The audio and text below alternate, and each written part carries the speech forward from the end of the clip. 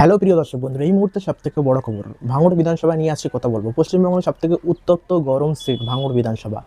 এই বিধানসভার 2026-এ কার দখলে যাবে, আজকে সেই নিয়ে খাতায় কলমে পুরো একদম হিসাব আপনাদের সামনে তুলে ধরবো। দর্শক বন্ধুরা, 2026 সালে ভাঙড় বিধানসভা কে জিতবে, কার দখলে, কে হবে ভাঙড়ের শেষ কথা, চলুন বলা যাক।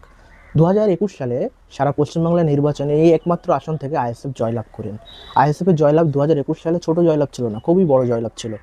1,09,000 প্লাস ভোটে আইএসএফ জেতে।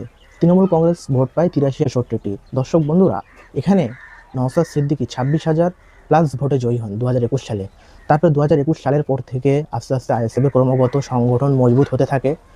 তারপরে 2023-এর পঞ্চায়েত নির্বাচনে ভাঙড় বিধানসভায় তৃণমূল কংগ্রেসের পক্ষ থেকে দায়িত্ব বা ভারপ্রাপ্ত করেন শওকত মোল্লাকে।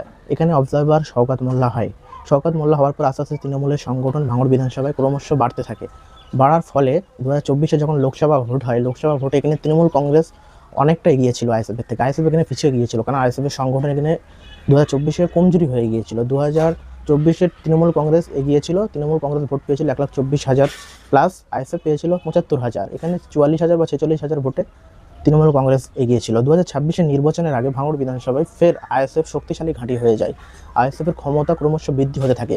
কয়েকদিন আগে ভাঙড়ের দাপুটে নেতা প্রাক্তন বিধায়ক আরাবুল ইসলাম আবার আইএসএফে যোগদান করেন। যোগদান করার পরে ওনার পিছনে যে লোকগুলো ছিল, সাংগঠনিক দিক থেকে আইএসএফ প্রচণ্ড শক্তিশালী হয়ে যায় 2026-এ। 2026-এ আবার নতুন করে ভাঙড় বিধানসভার পর্যবেক্ষক তৃণমূল কংগ্রেসের পক্ষ থেকে প্রার্থী করেন শওকত মোল্লাকে। আর অপরদিকে অপোজিশন ইন্ডিয়ান সেকুলার ফ্রন্টের প্রার্থী হন পীরজাদান মোহাম্মদ নওশাদ সিদ্দিকী। দর্শক বন্ধুরা, 26-এর বিধানসভায় ভাঙড়ের জনসমীক্ষা অনুযায়ী, জনগণ অনুযায়ী ভাঙড়ের জনগণ আইএসএফকে ফের আবার চায়। কারণ আইএসএফ ভাঙড়ের মানুষের মনের মধ্যে একটা গেঁথে গিয়েছে। আইএসএফ ফের 2026-এ সম্ভবত ভাঙড় বিধানসভা থেকে ফের জয়ী হবে। এখনও পর্যন্ত আমরা পুরো নির্ধারণ করে সঠিকভাবে বলতে পারছি না কে জয়ী হবে 2026-এ, কিন্তু মানুষের জনসমীক্ষা অনুযায়ী আইএসএফ জয়ী হওয়ার সম্ভাবনা অনেকটাই বেশি। তৃণমূল কংগ্রেস এখানে ভেতরে গোষ্ঠীদ্বন্দ্ব, গোষ্ঠীকন্দল, নিজেদের মধ্যে অশান্তি, ঝামেলা, পুরনো যারা তৃণমূল কংগ্রেস করতেন তারা কেউ আর দলে নেই। যেমন কাইজার আহমেদ, আরাবুল ইসলাম সব আইএসএফে চলে এসেছে। আর নতুন যারা তৃণমূল কংগ্রেস করেন তারা বাইরে থেকে এসেছেন। শওকত মোল্লা যেরকম ক্যানিং থেকে এসেছেন। তারপরে ভাঙড় বিধানসভার স্থানীয় কোনো দাপুটে নেতা নেই। 2026-এ ভাঙড় বিধানসভা ফের আইএসএফ এর ঝুলিতে যাবে। কমেন্টে জানান আপনাদের মতামত। ভাঙড় বিধানসভা থেকে 2026-এ কে জিতবে, শওকত মোল্লা তৃণমূল কংগ্রেসের পক্ষ থেকে না ইন্ডিয়ান সেকুলার পক্ষ থেকে নওশাদ সিদ্দিকী? ভাঙড় বিধানসভা কার দখলে যাবে 2026-এ? আপনারা অবশ্যই কমেন্ট ও মতামত জানান।